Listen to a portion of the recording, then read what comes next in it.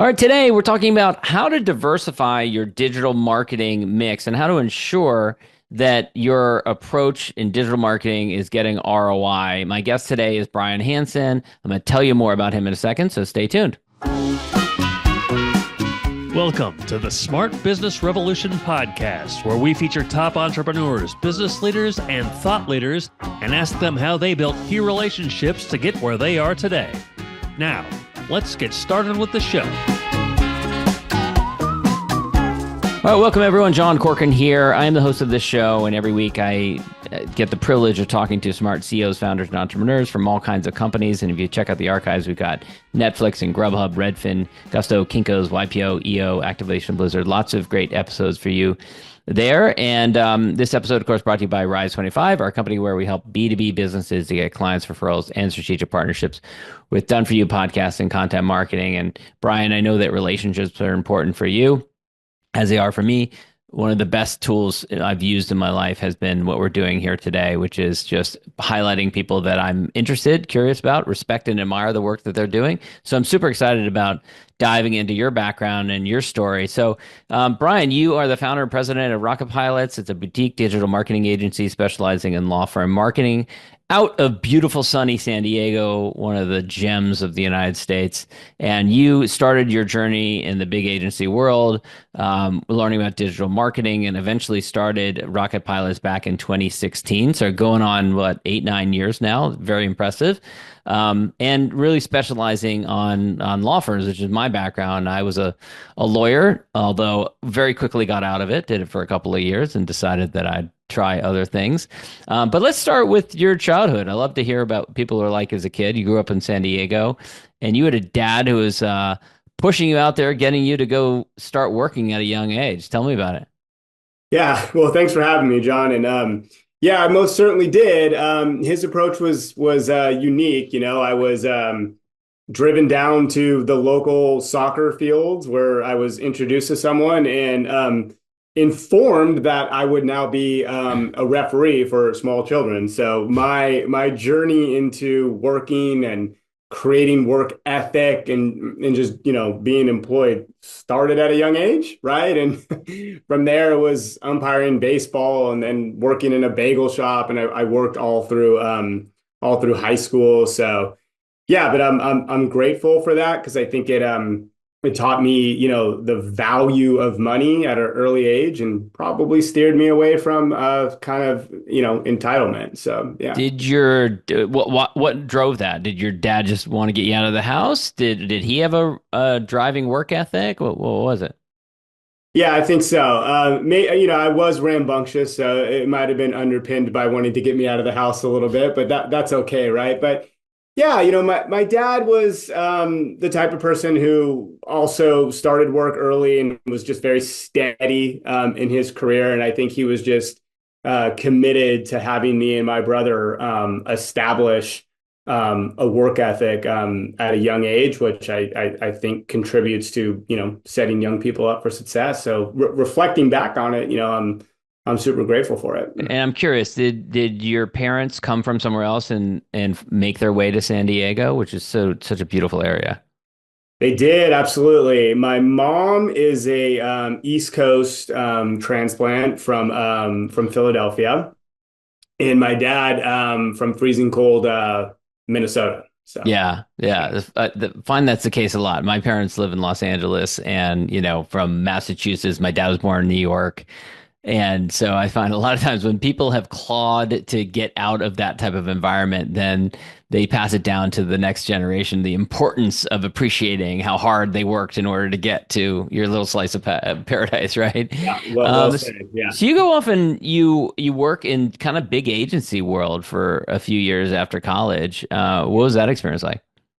Well, it was interesting. I learned a lot quickly in regards to different marketing mediums and how to service different verticals. But it took a while, but finally I learned that these bigger sized agencies are grossly like underserving your traditional SMBs, your small your small businesses out there. So some of what I witnessed and experienced firsthand actually ended up being, kind of the principal motivation to go out on my own and just do better for people, right? Yeah. So Yeah. So they're yeah. like what, taking advantage of them. They're not getting what they're paying for, not getting good results. What was it?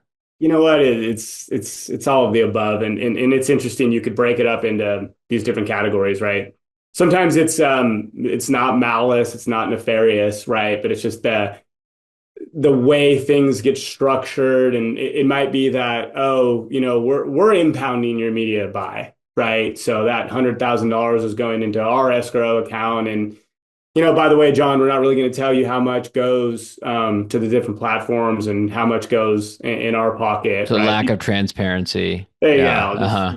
lack of transparency, and then this commitment to getting margin up, and hiring entry level people and things like that, right? And it's like, again, like, are these decisions made because the board sat down and they want to optimize the P&L, or are they client centric decision making? And you and I both Hmm. both know which one it is, right? So yeah, it's rough out Yeah.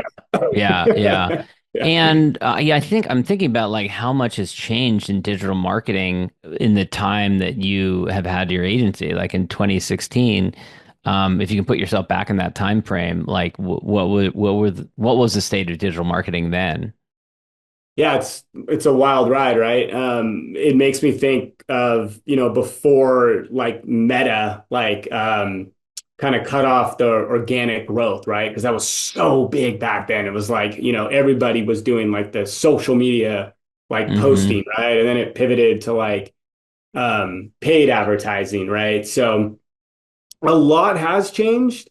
But, when we talk specifically about like certain products like SEO, a lot of those fundamentals have kind of stayed the same, right? So you hear a lot of different talk online, but at the end of the day, like, putting the user that is coming to your website first and making decisions around that, when we talk about high quality content, link building, things like that, the good user experience, a lot of those principles really have been the same for a long time. Yeah. Yeah. And so we're recording this in the beginning of 2025. And I remember when ChatGPT first came out, which was, I think, almost 2 years ago now. Yeah.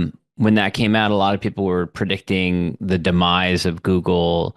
And, it doesn't seem like that's happened yet. They pivoted very quickly. And now when you search things, you get, honestly, like, for a little while, it seemed like Google search results were going to be less relevant, but Yeah. now we get great results from the AI that they've inputted. So, what are your thoughts on that? And will it get to a point where Google will be less relevant?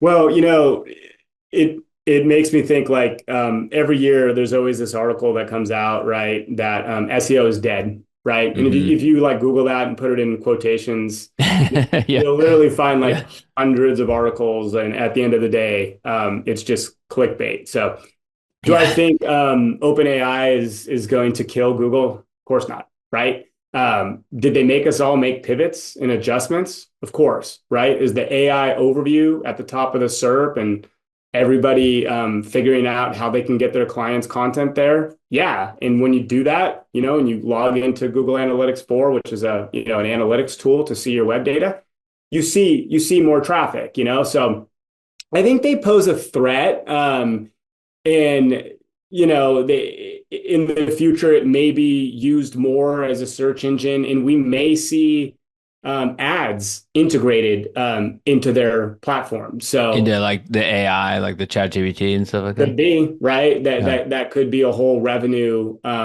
model for them. So I kind of just I look at it like everything else has come out over the years. It's just everybody needs to make adjustments, and Chat GPT is a tool for your content, right? It's Mm. probably not a replacement for your content writing team. So Yeah, yeah.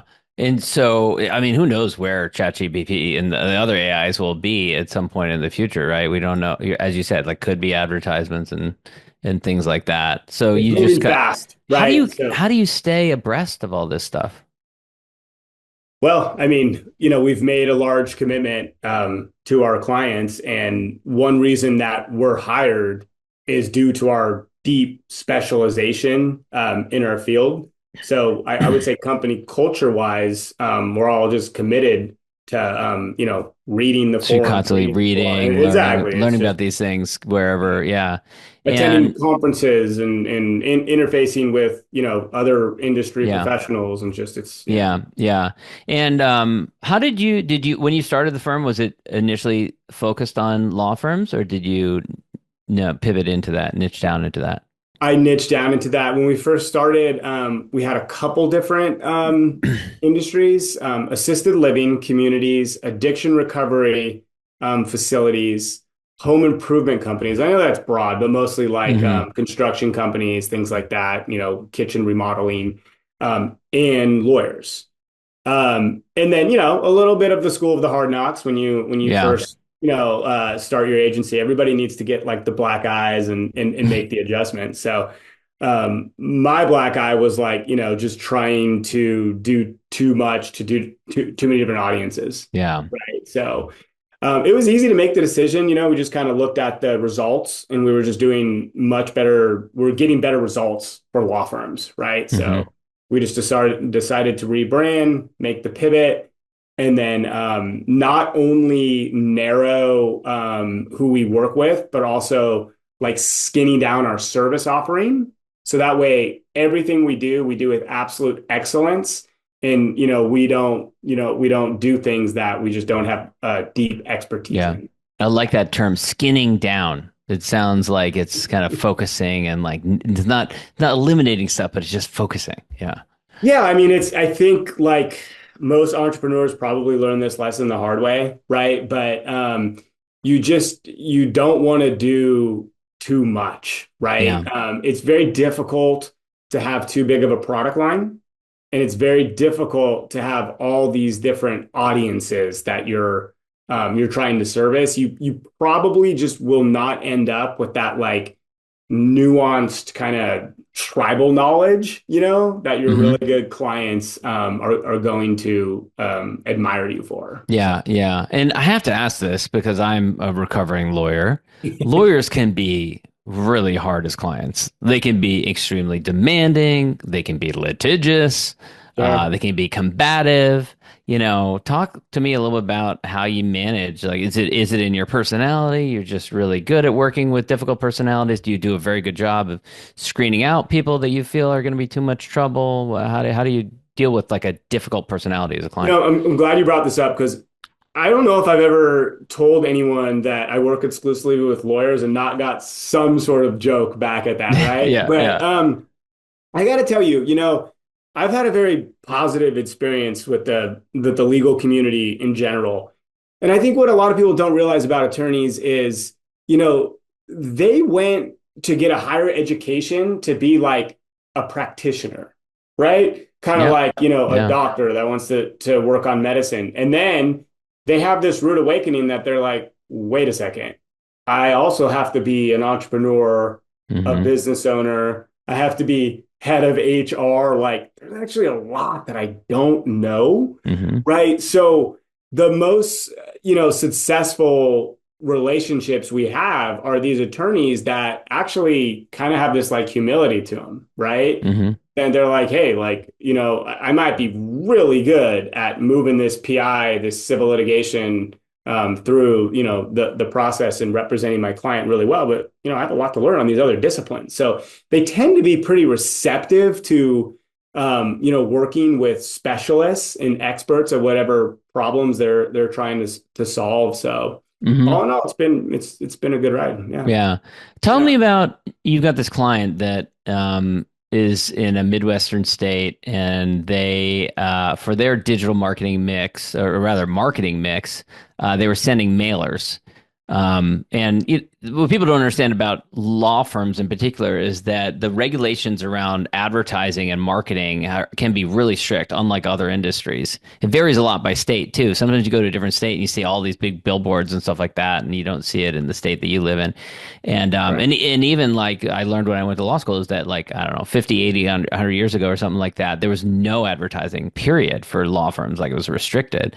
But you had this client that like they depended on mailers, and Yeah. then all of a sudden they update the regulations and they can't send mailers anymore. And so they have to Yeah. completely switch and modernize. Talk about that. Yeah, this is a really fun story. So, and by the way, this is actually an instance of like kind of AI gone bad, right? Because the reason what ended up happening is they lost the ability to access the individuals, like the listings of these folks that had been in an accident, right? Mm, And the state pulled them because people were using AI technology to run like scams on them. So it's really mm, just kind of mm, unfortunate. So yeah, so the firm was devastated, right? Because they mm. had been so accustomed to, kind of this case count. They had Yeah. predictability. They had expertise in the language and the mailers and everything. So yeah, it's a fun project because we're kind of more broadly, advising them on all sorts of stuff, lead generation, partners, marketing tech stacks to implement, and then rolling out, all this different marketing, doing a lot of multi-location SEO, things like that. And yeah, it's going to be what I think like an amazing case story. I'll have to like really put some time into writing it all up. But yeah, Yeah. it's Yeah. going well. It There, goes to show you the importance of not being dependent on any one particular thing. You there know, you go. my business partner Jeremy often says like the dangerous number in business is one lead source, one referral source, one whatever, because Yeah. you're just totally dependent on that. Yeah, it's the single point of failure, right? In any business, I think is dangerous. But I think another lesson here is to think about like, your business in whatever industry you're in can be very mature, right? It can be going along for an extended time period, but these kind of like micro black swan events can happen, Yeah. right? So a lot of it is just, being prepared and then having the right approach to problem solving. My client in this particular case is doing a great job at like surrounding himself, with a number of different people, that are experts in different areas of the business to help out. So very Yeah. important tool. Talk about Case Connect. This is an interesting company. It's Yeah, a law firm marketing company that also is owned by a lawyer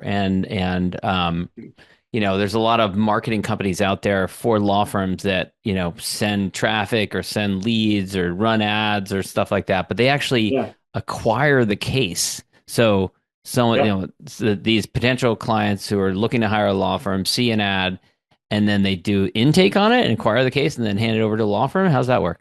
Yeah, really interesting. So Tyler Wilk, who has Wilk Law Firm out of Pennsylvania, longtime client. We've built an amazing relationship, have become friends, have helped him, scale up his marketing. Is also a partner in Case Connect, right? Which just like you said, very interesting, right? Because most of the time, like if you're buying leads, you're doing exactly that, right? They're coming in through form submissions, maybe they're live transfers, but your team as a law firm is doing the intake, fielding those calls, right? The sales component of it, if you will. With Case Connect, you're literally just like paying and getting the retainer back, right? Mm, So, yeah, it kind of applies to firms who are even they don't have additional resources for intake, or they've gone like really deep with their marketing and they're like, hey, I want to like, tack something else on. So really, really kind of innovative in the sense that they're taking care of the retainer portion for the client. So So yeah, for a company like Case Connect, one, you got to be it's more complicated. You got to be good at intake and signing up the clients. That's a little more complicated. that's right. Yeah, And yeah, I got to be good at that. But I guess the trade-off for them is then they can charge more because you're handing something that is literally already signed up. you nailed it. Right. Yeah. So, and when you said they got to be good at it, this is a part of law firms that is often kind of overlooked, right? Oh, So everybody totally. looks, It's another big value add for them because many, no one answers the phone. If they do answer the phone, they don't have yeah, like a defined process for it, and the lawyers are busy with something else. So maybe they wait a day or two to call back, and then by then it's too late. Yeah, yeah. I mean, and if you audit some of these law firms, it's like literally like it's jaw dropping. You're like, yeah, I yeah, didn't yeah. hear back This from is why anyone. you're not getting clients. Yeah, yeah, Yeah. right, So, right. Yeah, it's funny, but because they don't teach that stuff in law school, lawyers don't learn that stuff in law school, and then all of a sudden they're out practicing law and admittedly, like they have some crazy stuff on their minds, when it's very stressful profession I found when I was doing it. And so they're spending a lot of energy on that. So to have to then divert it to like making sure that we answer the phone on this before the third ring, like it's beyond their scope of like they realize they need to focus on. yeah, and just like, also like the name they use, right? It's like our intake department, right? It makes it Mhm. sound kind of like a order taker. Yeah. So Hmm. there's this transformation that's kind of slowly happening, and there's some specialists, right, that have boutique companies around this topic, but like they have to look at it as salespeople. That's Yeah. what they are. These are Yeah. inside salespeople that know how to Yeah. articulate the value proposition, why the law firm is different, right? And be able to retain them on the spot.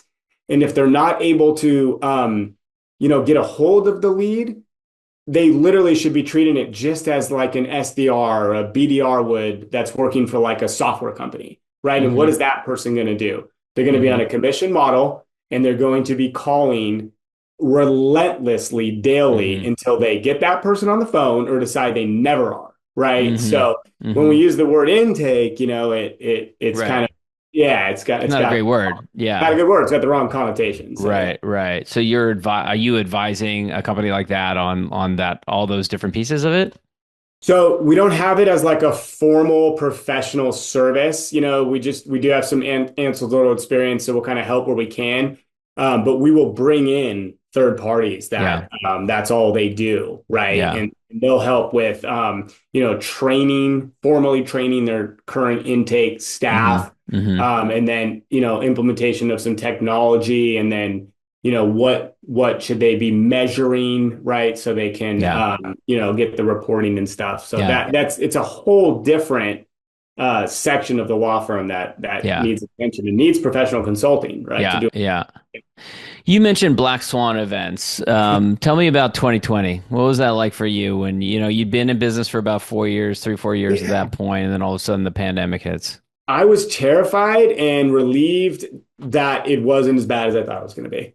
Right now, and if you think about it, right, a lot of the people we work with, some of their like the events that happen in the people's lives that they service were still kind of going on, even though it was COVID, right? Hmm. So if it's a family law attorney, that stuff was still happening. It was criminal defense, right? There was still, crimes being committed. I think on the personal injury side, there's definitely it slowed down a little bit, right? Because if you think about like motor vehicle accidents, all right, well, there was less cars on the road, things like that. Yeah. But I was, I was fortunate to be in a field that was like relatively evergreen. Hmm. I think really what I noticed is people were reserved to, go bigger with their marketing, but makes perfect sense, right? We had never experienced this Yeah. before, nation, and we just didn't know what was going to At least happen. early on. Yeah. Yeah. And Yeah, then once they got the PPP money, so that might have changed their sure. mind. Yeah. Yeah, things changed a little bit, right? We all Yeah. felt a little bit better about the future, but yeah, so Yeah. But that must have been a scary time for you. Yeah, I mean, Yeah. just like every other entrepreneur, anybody with a business, I think we were all just, terrified of the unknown and just, Yeah. And I guess from a business standpoint, what you do, I don't think there are certain things that lawyers do that will be sped up or replaced by AI, but I think personal injury probably isn't, because the legal profession and the courts are the slowest to adapt to new technologies. And I don't yes. think we're going to have AI lawyers arguing cases or negotiating cases really anytime soon. I mean, I think it's back to our conversation about open AI, right?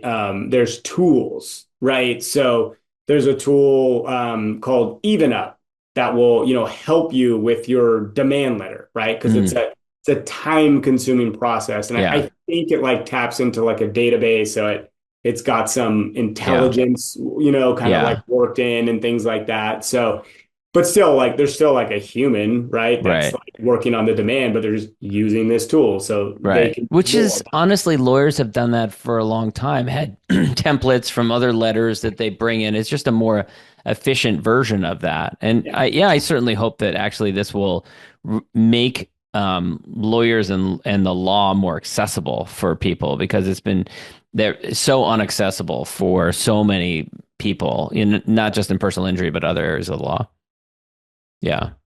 Yeah. And, and of course, there's always going to be the law firms that, want to push the envelope, right? And like how much AI, like I've seen some services where the AI will answer the phone, right? Mm, And it's being trained on, you could take it as far to do a full intake. I wouldn't recommend it. well, Or to like, yeah, almost be like a call center to take a message and stuff. So, there's also I think a lot has to do with like the company culture of the firm. Like, do these align with our goals? Where do we want to use it? Where do we want to draw the line? Right. right, right, right. Yeah, this has been great, Brian. It's really interesting. Like, for a company like yours to have to like evolve and change and be scrappy, and Yeah. it's like nothing stays the same. Like year after year, it's like a complete new set of challenges from one year to the next for you. Yeah, absolutely. I mean, there's always more competition. There's always things changing Yeah, with the search engine results page. There's regulatory compliance that affects how our clients operate and things like that. So yeah, I think I've just been become accustomed to it, right? So it's yeah, just, and we have a good company culture at Rocket Pilots, right? Everybody is ready to observe what's going on in the market and then assess, what do we need to do to, update whether it's our client fulfillment guidebook, our training documentation, our product, so we can continue to yeah. serve our clients at the highest level. What do this world has become more interconnected, and it's getting to the point where, you can hire different digital marketing agencies that are on the other side of the globe from you. And that kind of puts some commoditization pressure on the market. So how do Yeah. you deal with that? Like how do you position yourself to deal with commoditization pressure in digital marketing? Yeah, so I'd say a couple ways, because I couldn't agree with that statement more, right? It seems like, everybody and their mother today has an SEO agency, right? So one way is just going back to the deep specialization, right? Because there's just certain like nuances that you learn when you go really deep into like one vertical, right? That, we can show those results, and then, kind of apply our system for really what our system is to it's not even just like SEO or PPC. It's really like case acquisition, right?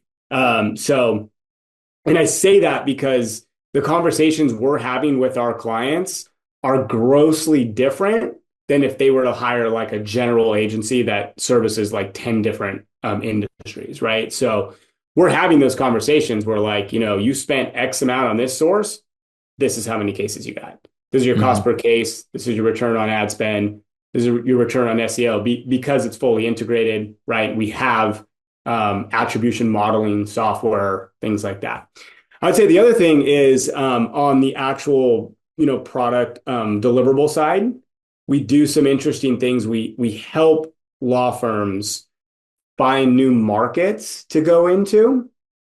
And this is always a really interesting topic of conversation for me because, like, if you ask an attorney, like, hey, why do you have your office in, Boston, Baltimore, XYZ city, right? The answer is always like, well, what do you mean? I mean, that's just where I live, right? My family's a convenience. Like, okay, that might be a fine answer, but like, was it strategic, right? Like, can you win in that market, right? Or did you know, right, that Could these that be a five good market? cities, Is that the best market for you? Maybe it is that isn't, the best right? market for you, right? Yeah. Are your clients in that market, right? Do you have market message fit there? All these things, right? So, um, we help them find these markets that they can enter and win in, and then we And they can can sell probably them. they can enter more easily these days now, right? They could have a virtual office address or something like that, and they can serve these clients sometimes from a distance. Well, I think, and if anything, like that's kind of what COVID helped with, if you think about it, right? Is Hmm. now pre-COVID, more people wanted to, physically come into the office, Yeah. right? Yeah. Now everybody is calling, maybe they get an attorney on the phone, maybe they don't, Hmm. right? And signing a retainer via DocuSign from their phone, right? Yeah. And now it's a client. So Yeah. this world is more conducive to that structure.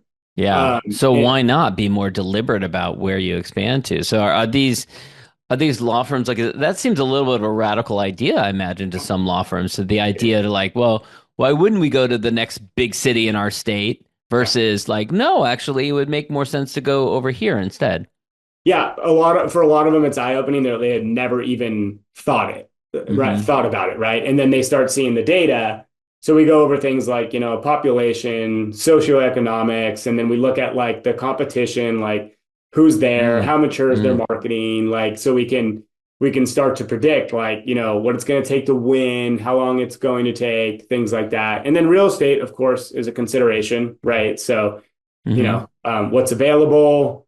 We get very granular, like even like where it should be in the city, right? So, How's um, that? How do you figure that out? Like, is that yeah, because like you've figured out that digital marketing is going to be cheaper in a particular neighborhood, or what you is know it? what? It has a lot to do with how Google interprets like what the center of the city is, right? Hmm. And so, How's so that and work?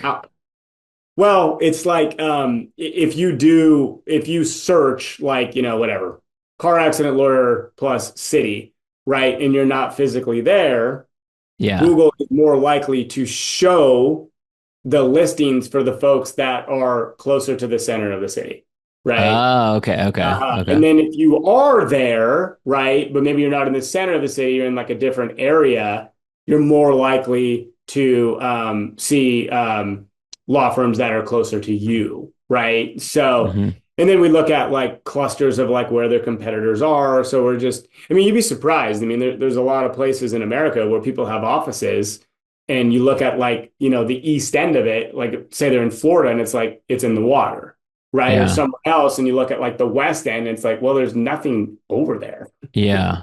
right? It's Right. like you're ranking into nowhere. You know what I mean? Right. Yeah. So we just add this level of detail that they had just never considered before, That's right? interesting. Yeah, I'm sure that is never considered that. I mean, like if you were like Starbucks or something, or like a sophisticated bagel shop or donut shop or something, you're looking at a big metropolitan area, Yeah. you'd probably look at that. Like, where are the coffee shops in relation to the population, and where could there probably would there be demand for more of them?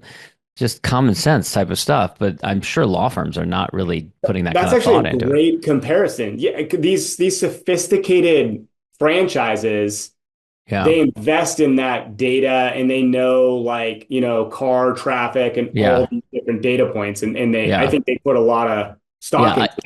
I Yeah. even listened to a podcast interview with a woman who opened peach stands. I think it Uh-huh. was mostly in the South, like Texas and stuff like that. And she was doing this with trying to figure out where to locate these like summertime peach stands on busy corners with traffic going by. And she knew traffic counts and all this kind of stuff.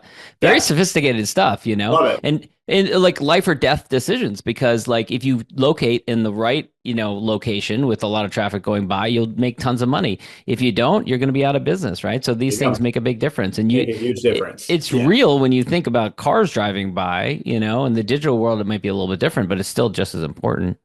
Yeah. Brian, this has been great. I want to wrap up with my last question, which is my gratitude question. I'm a big fan of gratitude and giving my guests the opportunity to shout out any particular people, mentors, peers, contemporaries that have helped you in your journey. All right. Yeah, good question. There's definitely a few of them. I didn't get here on my own. So let's see. Most recently, I've hired a coach who's helping me implement this kind of like macro system for running the business. His name's Frank Cal of Revenue Ranch. So definitely grateful for him. So the way I know you is through Jason Swank. So the mastermind. So, Jason and Darby, and in fact, just, other relationships I've forged through that, I'm grateful for. And then, you know what, I have some clients that have just been, really supportive of the journey, and whether it's from like a mentorship perspective or connecting me to other ones. I mentioned one of them earlier, Tyler Wilk, out of Pennsylvania. And then another one is Mark Wingo, out of Southern California. So yeah, Nice. Tons of gratitude for everyone that's helped along the way. So Brian, where can people go to learn more about you and Rocket Pilots? Best way is rocketpilots.com. And then I'm relatively active on LinkedIn if anyone wants to reach out there. Excellent. Brian, thanks so much. Thanks for having me. Thanks for listening to the Smart Business Revolution podcast. We'll see you again next time, and be sure to click subscribe to get future episodes.